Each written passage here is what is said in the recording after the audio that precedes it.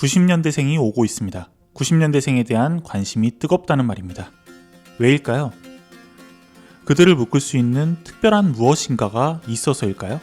그렇다면 그들을 만든 60년대생들은 어떨까요? 마찬가지로 그들 사이에서 공통점을 찾아 묶어낼 수 있을까요?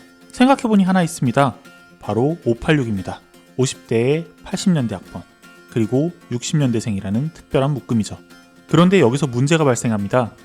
지금 90년대생 가운데 10%에 해당하는 부모만이 80년대 학번이라는 특징을 공유할 수 있기 때문입니다.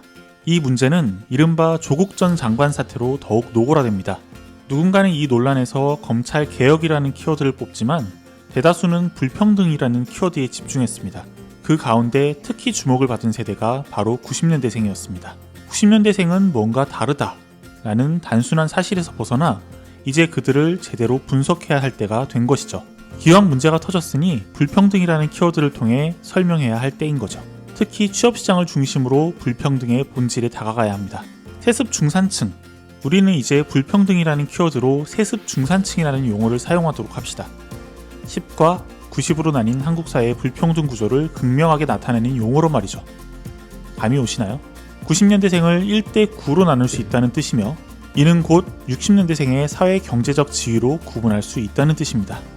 80년대 학번 60년대생 부모와 90년대생 자녀라는 공식으로 묶을 수 있는 세습 중산층은 지금 한국 사회의 불평등을 상징하고 있습니다. 이들 세습 중산층을 제대로 이해하기 위해서는 조국 전 장관 사태를 다시 살펴봐야 합니다. 이 사태에 가장 크게 분노를 표출한 집단은 다름 아닌 명운대의 재학생, 그 중에서도 중산층 가정의 20대였습니다. 상대적 박탈감, 그들이 느낀 분노의 원인이었습니다. 하지만 이에 반해 명문대 바깥에 있던 대부분의 20대는 침묵했습니다. 왜 그랬을까요? 답은 간단합니다. 90년대생이 근본적으로 불평등하기 때문입니다. 게다가 이전 세대와는 전혀 다른 복합적인 불평등이 내재되어 있기 때문인 거죠. 그리고 그들의 위계 서열은 부모가 어떤 계층 또는 계급에 속했는지에 따라 달라지기 때문에 어쩌면 태생적으로 결정되는 문제라는 것이죠.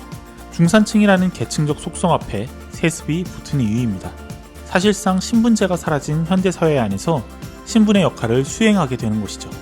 따라서 90년대생의 불평등 문제에 접근하기 위해서는 부모 세대인 60년대생부터 살펴봐야 합니다. 60년대생은 아주 독특한 세대입니다.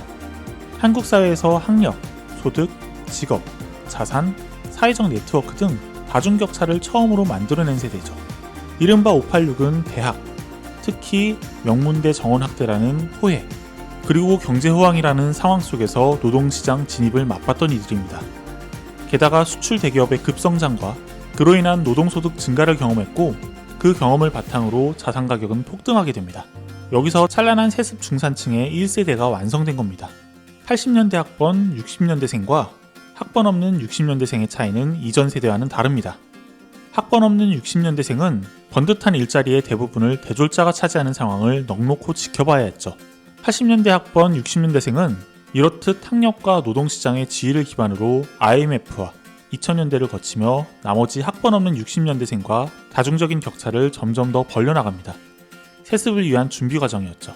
자녀 교육에 대한 폭발적인 투자, 문화적 역량을 키워주기 위한 서포트, 거기에 사회적 네트워크 등 무형자산을 이용해 본인들의 지위를 물려주려 부단히 애썼습니다. 그렇게 세습 중산층의 2세대가 만들어졌죠. 더 큰 문제는 이들 집단이 현실 문제의 원인을 엉뚱한 곳에서 찾으려 한다는 데 있습니다. 이들은 꾸준히 세대에 끊임없이 집착하며 공정이라는 추상적 담론에 목소리를 높이면서 세습이라는 진짜 문제를 숨깁니다. 적당히 양보하는 척하며 실질적인 손실을 보지 않는 노회한 86식 정치투쟁의 구호가 한국 사회를 뒤덮고 있는 것이죠. 2021년 한국 사회 시스템은 그들이 부르짖는 구호에 갇혀 있습니다. 지금 한국에 필요한 것은 양보와 공정이 아니라 의무와 공평임에도 말이죠. 이제 시작 단계에서부터의 공평과 이를 위한 세습 중산층의 경제적 그리고 사회적 의무 부담에 대해서 말해야 할 시점이 아닐까요?